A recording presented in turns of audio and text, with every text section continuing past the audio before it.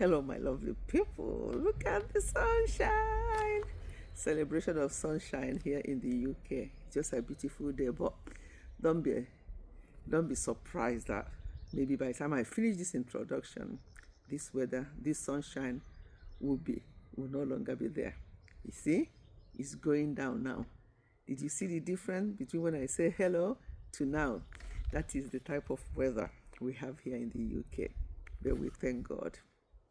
Today is Tuesday, another Japa or Relocation Syndrome series. We are now in part 12.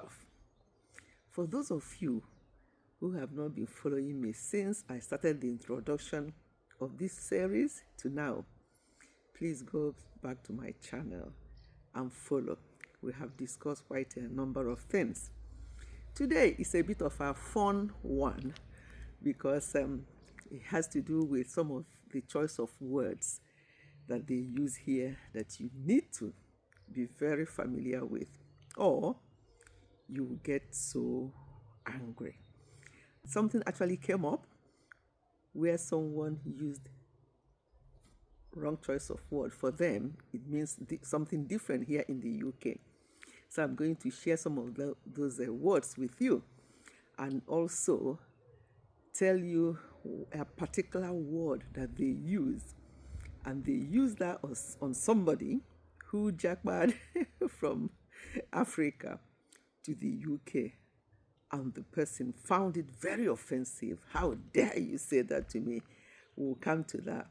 But the first one I want us to look at today is when you say to your children, "Oh, I'll beat you. Don't do that. I'm going to beat you." I think I heard that a child went to school and there's something was said by her teacher, and the child innocently said, "Oh, I hope you won't beat me. I hope you won't beat me." And the teacher was like, "Why do you say that? Have I ever beaten you? Why are you using that word? Does somebody beat you?" Oh. And then the child, they're very innocent. You can't make them to lie. And they said, "Yes, each time I do something, my mom will threaten me and say, 'Oh, I'm going to beat you.' So that keeps me quiet." So these people here, they don't like such words. To us, it's nothing. I'll beat you. Have I beaten you? But still, to use that choice of word and for the child to go to school and repeat that was a bit of concern for the teacher. They asked the mom questions, and then they noticed that there was nothing really serious going on. It's just the wrong choice of words. So avoid that, using "oh, I'll beat you" or things like that to your children, because it's different. They interpret it differently, or they see it differently.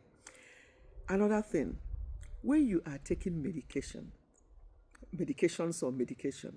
just say, I'm on medication. Don't say I am on drugs.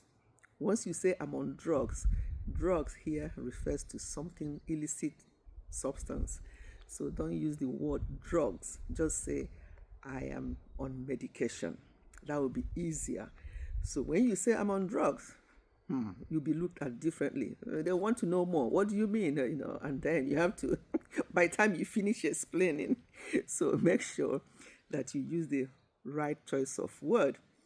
Another one that our people use, that as you're jackbarring, it's important to know these things. They may be very simple things, but they have put some people in trouble. Yes. So the next one is, I was sectioned. I was sectioned when I had my last baby. Oh my God. We are sectioned? What do you mean by that? What happened? Did you have any breakdown or whatever? And the person was like, "No, I had the labor was not progressing well, so I was sectioned." And they still didn't get it, because to be sectioned here in the UK, I'm talking about UK now, you can be sectioned under the Mental Health Act. When you have mental health challenges, that's the time they use the word "I was sectioned" or "you will be sectioned" under the Mental Health Act. So when you use such word, you can just say, "I had a cesarean section." Yeah, just say it, or I had a CS. That will do. They will understand what you mean, but avoid the word I was sectioned. Another thing we have to try as much as possible to do is to lower our voices when we talk. When you raise your voice just a little, they will think, oh, why are you shouting? They'll become very like you are shouting. So, sometimes we just talk normal talk and we are shouting and we are laughing and screaming on top of our voices. They prefer it if you can speak slowly to them. Even in my job, sometimes when you talk to them, they'll think that you are raising your voice. And I'm like, how? you know, so you just have to understand that that's how, and then you have to explain, this is my voice, or why will I raise my voice? I'm here to help you. I'm here to support you. So why will I raise my voice? And then that will calm them down. So sometimes it's just us. So try and explain to them that you are not raising your voice. That is just the way you talk. And if you can, try and lower your voices when you're talking. Even when you're chatting with people. You see people in the street, they will be on their phone. You think that they are talking to the whole world. The way they will be shouting and talking in their different dialect and language, and you think, oh my God, we don't want to get involved in that discussion.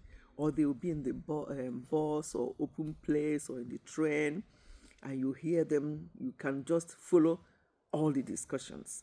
So you don't need to do that. So talk quietly and explain things to people. If you don't understand what they mean, another word it's like a slang word that they use. This one actually caused problem recently. Somebody shared this with me that a colleague of his, he did something, and the Caucasian colleagues said, oh, that's wicked. And the person was like, wicked? To us, wicked means that you're very wicked. But here, they use wicked for exclamation when they think like, oh, perfect, oh, excellent. They can just say, oh, wicked. And initially, before I got used to it, obviously, I'm like, wicked? So when you hear them in a conversation, or when there's nothing, you haven't really done anything wrong, and maybe you shared something with them, and they just say, oh, that's wicked, that means that it's excellent, it's fantastic, oh, perfect. That's actually what it means. So you don't have to be angry about that. That's their word. I think in the past I've mentioned the word silly. Don't be silly. When they say don't be silly again, it doesn't mean that you are being silly or anything. They didn't say stop being silly. They just say don't be silly.